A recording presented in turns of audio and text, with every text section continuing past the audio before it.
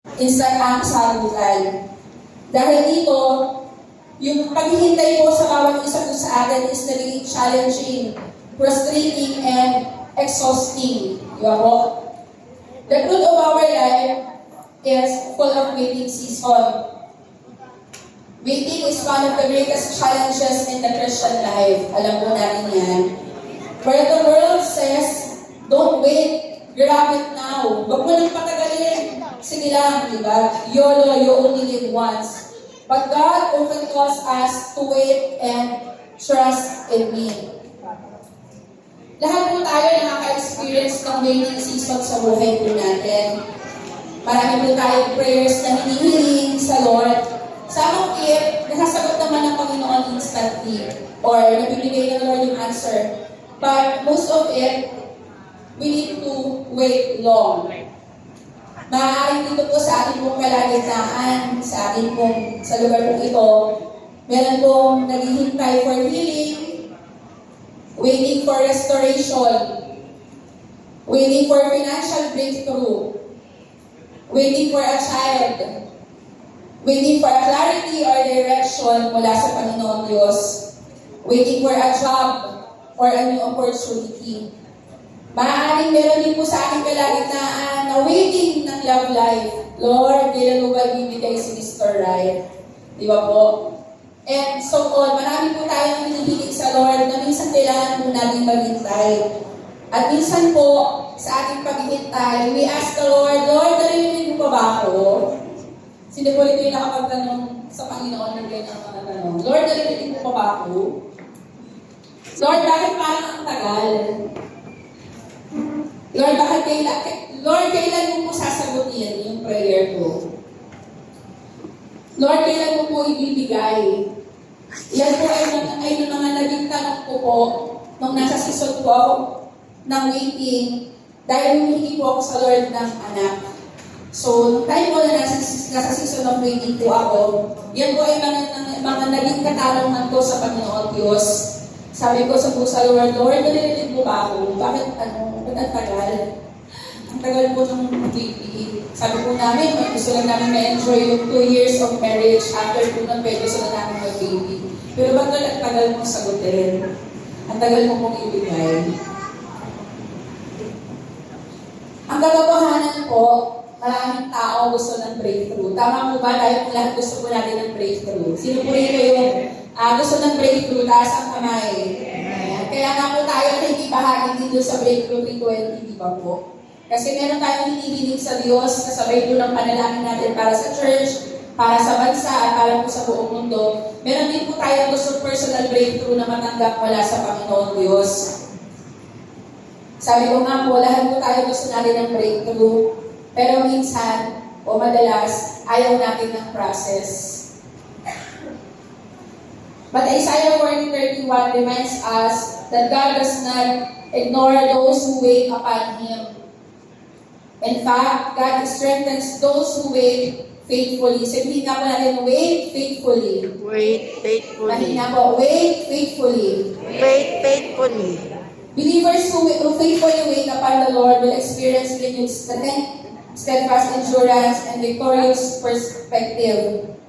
In the Bible, marami po tayong stories na napag-aralan, and it proves that breakthrough often comes to those who remain faithful while waiting. Sabihin niyo nga po sa inyo katabi, faithful while waiting. Faithful while waiting. Sa kabila ko sa iyo, be faithful while waiting. Be faithful while waiting. Umpisahan po natin yung pag-aaral natin sa umagang ito. Number 1 po, waiting with dependence. Sabi po lang natin text, but they that wait upon the Lord shall renew their strength. Tingnan po natin yung salitang wait, kasi important po siya. Ito po ay nag-translate in the Hebrew word kava, means to trust, to hope expectantly, to look unto with confidence.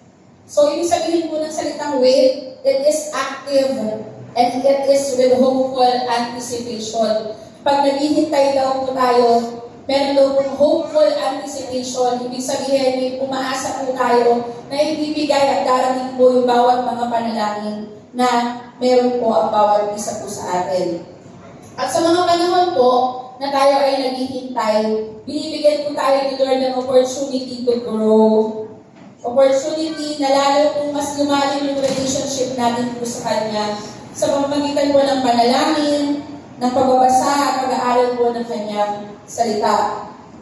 Marami po sa atin nagiging impatient during the waiting season because ito po ay natural sa atin na gusto po natin may immediate answers, di ba po? Ako po noon, nakaranas po ako na naiinip na. At sa paghihintay ko po, ang kasagutan ng Lord na mabigyan po ako ng isang self, nakakaramdam po ako minsan ng inggit, minsan naman po parang self-pity, na parang bakit Lord, nalilikot naman ako, pero bakit po ang tagal? Bakit po yung mga, kasi nakakakita ka ng mga friends mo, kasabayan mo na, ayan na, sunod-sunod yung anak. Ayaw mo naman sunod-sunod. Parang, meron na, may mga anak na agad. Tapos, manahimita ko sila na hindi na nilang nabibuild yung family nila. And, minsan naisip ko rin po sa akin kung paghihintay, Lord, paano ba ako talaga?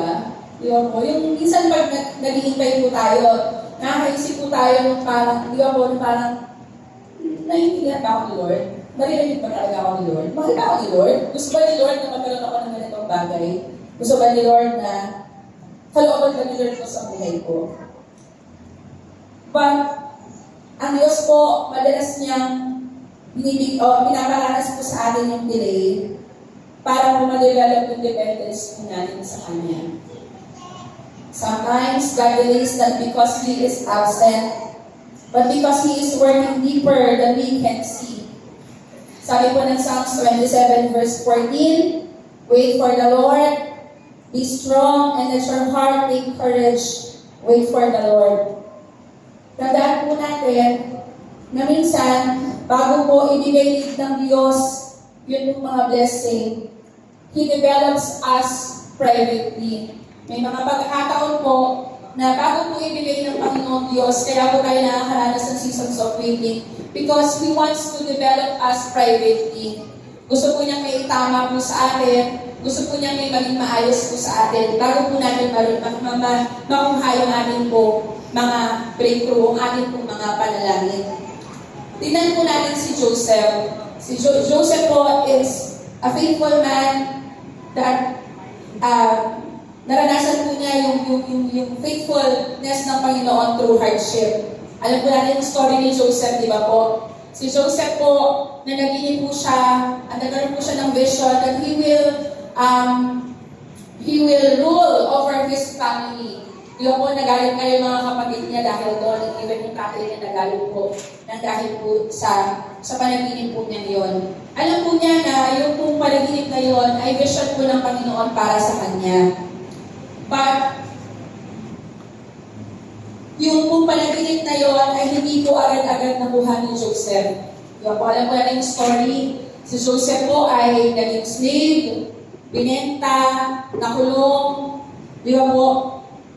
But, ang mga bagay na ito na naranasan po niya during the season of hardship and waiting is na-maintain po ni Joseph yung kanya pong trust sa plano po ng Panginoon sa kanya pong buhay, and he remained faithful. And nakita po natin, after the period of hardship, he became the governor of Egypt, ba po? And nung panahon po na siya po ay naging governor ng Egypt, he was able to save many lives, showing that faithfulness can lead to God's providential purposes being fulfilled. Si Joseph po, nung iginamit po siya sa balon, ipinagbili bilang alipin at nakulong sa di makatarungang kalalagayan.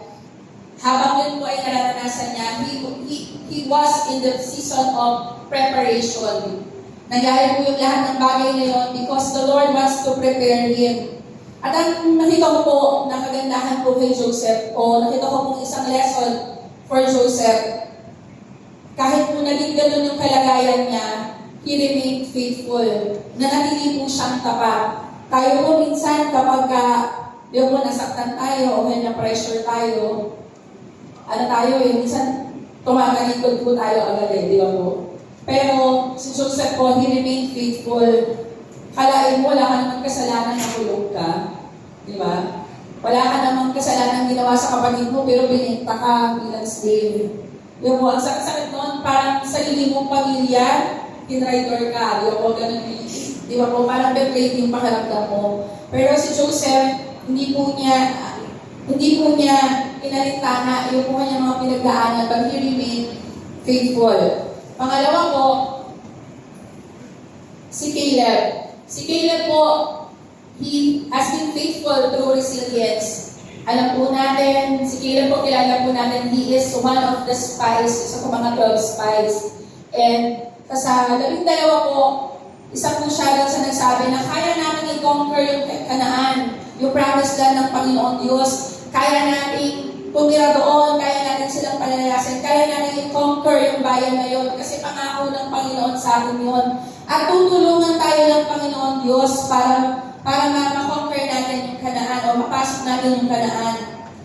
His faithfulness earned favor from the Lord.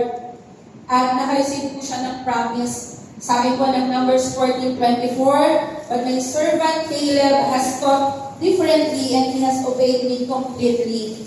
So I will bring him into the land that he has sworn it will belong to his descendants." Pero, yung pong pangako pong ito ay nag-cause din po ng paghintay ng matagal na panahon kay Caleb. After po nilang ma-explore yung Kanaan, at sabihin po niya na kaya namin yun, puntahan na namin yun, puntahan na natin o kapakan na natin yung pangako na binigay ng Panginoon Diyos sa atin. After po nun, hindi po naman natapos na puntahan po nila, di ba? Nagkaroon pa po ng 40 years, di ba po, of waiting kasi naging matigas yung ulo ng mga Israelites, di ba po? Lumanas po sila ng 40 years sa wilderness. At sabi po dito, 85 years old na si Caleb nung na-receive po niya yung pangako ng Panginoon Diyos. Caleb remained faithful and patient.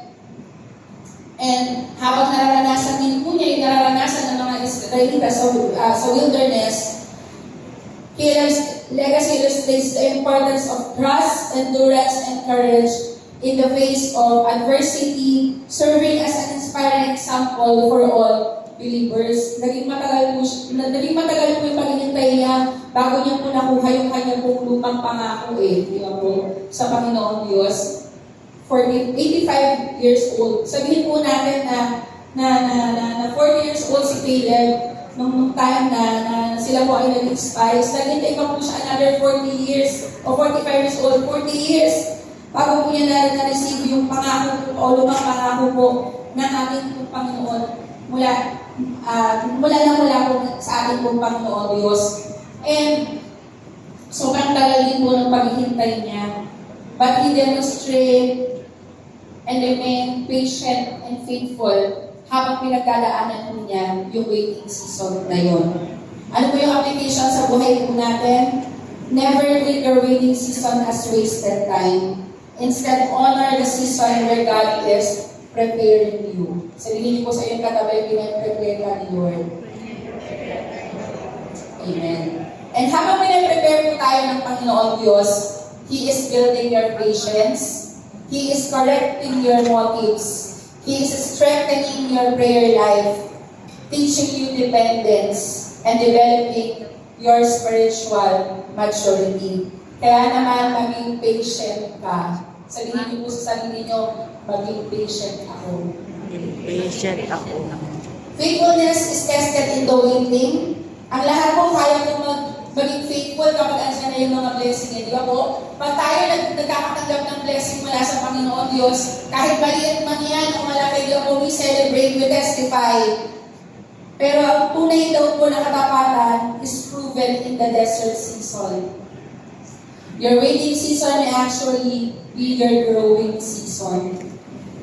Sa panahon po ngayon, sa oras po ito, maaaring po meron sa ating kalagitnaan, you feel tired because of your season. of waiting. But remember, God is never late. He works according to His perfect will and perfect timing. If God's make you wait, trust that He has a purpose. Palakpakan po natin natin po Panginoon Diyos. Praise the Lord. Number 2 po, walking with durability. Habang tayo po ay nasa seasons of waiting, hingin po natin sa Panginoon Diyos na samahan po niya tayo sa paglakad na meron pong durability. Ibig sabihin po, katatagan. Sabi ko sa ating text, they shall run and not weary, and they shall walk and not faint. In-office po natin yung progression dun po sa binasa po natin text ko. Kayo po doon, they mount up like eagles, with wings like eagles, run, walk, not faint. Tayo po mga Kristiyano, ang buhay daw po natin is often described as walk o yung paglalakad. Bakit po? Because faithfulness is usually proven in daily living. Araw-araw na paglakad po natin sa ating buhay. Marami po sa atin one spiritual excitement, but we are willing to walk with faith, to walk faithfully day after day. Sometimes, ang victory po, ang meaning nito sa atin is dramatic miracles, emotional moments of instant breakthroughs. Pero marami daw yung victory o ang tunay na victory is simply refusing to quit. Yung hindi po humihito at hindi po tumitigil. Pag sinabi po durability, it talks about endurance, the ability to move forward kahit na mahirap, kahit may pressure, kahit may pain, magpapatuloy.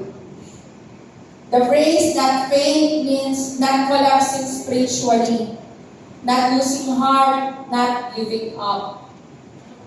And honestly po, sa waiting season, dumarating po sa buhay po natin na tayo po ay napapagod. Tayo po ay napanghihinaan ng loob. Di ba po? People become discouraged because ang tagal na po natin nag-iintay, because minsan yung habang naghihintay, may mga burden pa po na mabibigat na dumadaan sa buhay po natin. And minsan, parang endless, di ba po, parang walang tamang panahon, di ba po. Pero ang pangako po ng Panginoon Diyos, bibigyan niya po tayo ng endurance during those time of waiting. Tingnan po natin yung buhay ni David.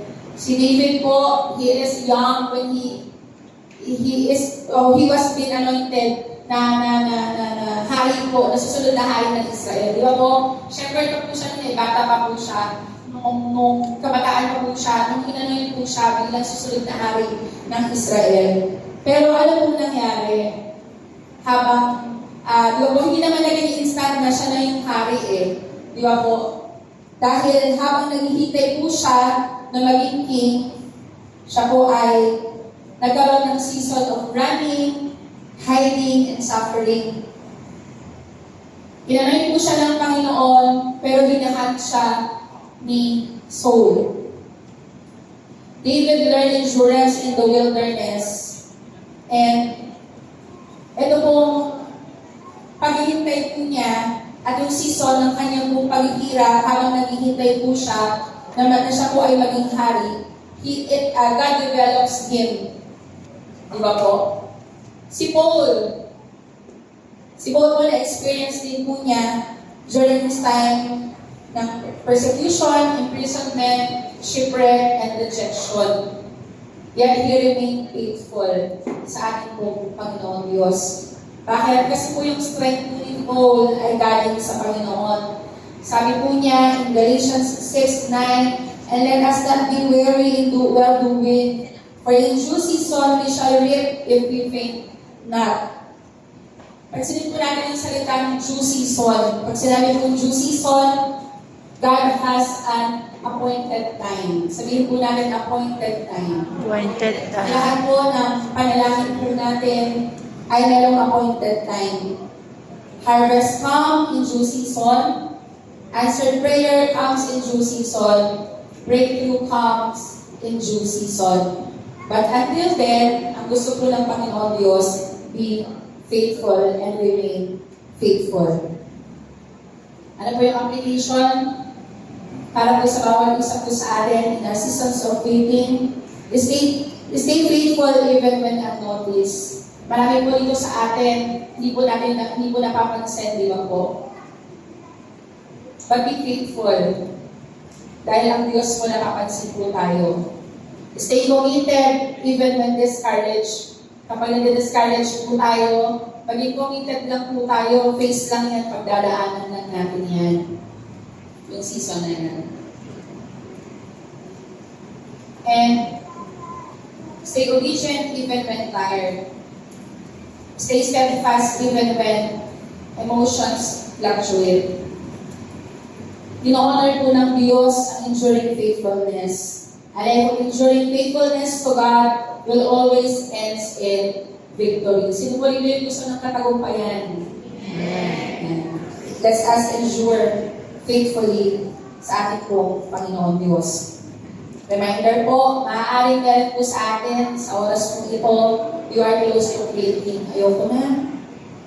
Nakakapagod. Maybe spiritually exhausted ka na. Ang tagal mo na kasing nag-iintay.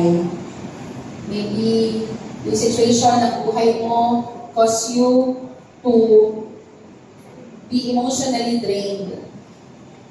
Pagtandaan po natin, sabi po ng Diyos, do not faint. The same God who called you will sustain you. Pangatlo po, worship with delight. Sa text po natin, sabi po doon, they shall mount up with wings as eagles. Ang eagle po, symbolizes renewed strength. Diba po, ang eagle po, kapag may bagyo, hindi po siya niya sinasabayan yung bagyo.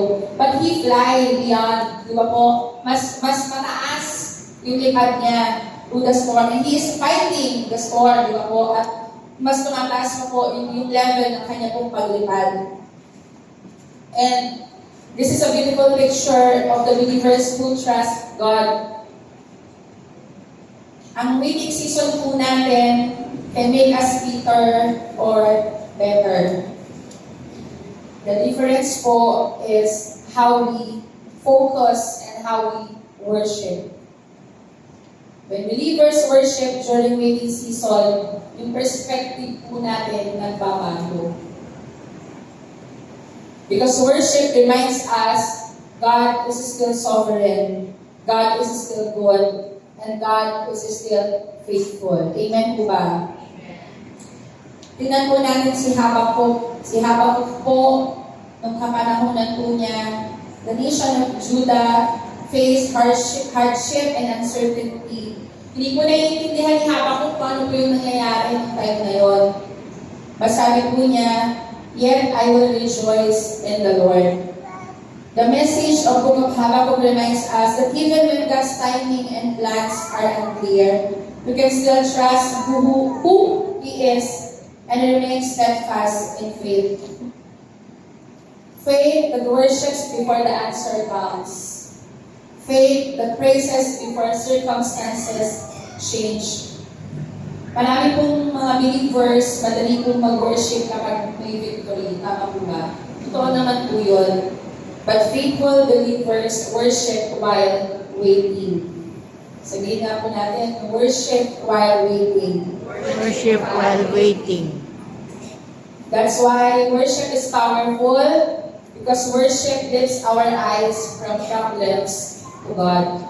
Sabi po ng Romans 8:28, and we know that all things work together for good to them that love God. Lahat po na nangyayari sa buhay natin, pinlano na po ng Panginoon Diyos, di ba po? At sabi po niya, ang plano niya, good future. So we hope for the good future. Sabi po ng Romans 8:28 kanina, all things work together for good, not some things. All things means even delays, even pain, even waiting seasons, God is working even when we cannot see it. Ano po yung application sa bawat isa po sa atin? Worship during waiting season. Let praise become your spiritual weapon. trust God even without full understanding. Kahit hindi natin naiintindihan, i-surrender lang po natin sa Panginoon Diyos. Sometimes po, the greatest testimony is that immediate deliverance, but enduring faithfulness. Totoo naman po yun, di ba? Mas masarap po i-testify yun pong napagtagumpayan natin season ng pag-iintay. Masarap din po i-testify, syempre, yung mga instant answer prayer, instant breakthrough po sa buhay po natin. Pero mas masarap po ipagsikawan kapag dinalagdaanan po na natin yung season of waiting, yung season of hardship, yung season of adversity sa buhay po natin. Remember, ngayon po araw po ito, maaari po na ang bawat isa po sa atin o meron po sa akin kaya sa ating kalagitnaan na nakakaramdam ka na ng kabigagan because of the delay. But instead of focusing on the delay, focus on the Lord because worship transforms worry into trust. Sabihin po natin trust. Trust. Sa akin po conclusion, mga kapatid, ang waiting season po ay hindi madali. But they are not meaningless. God uses waiting seasons to deepen our dependence, build our endurance, and develop worship. Ang Isaiah 40, verse 31 is not only a promise of future victory, it is a promise of present strength. Di man po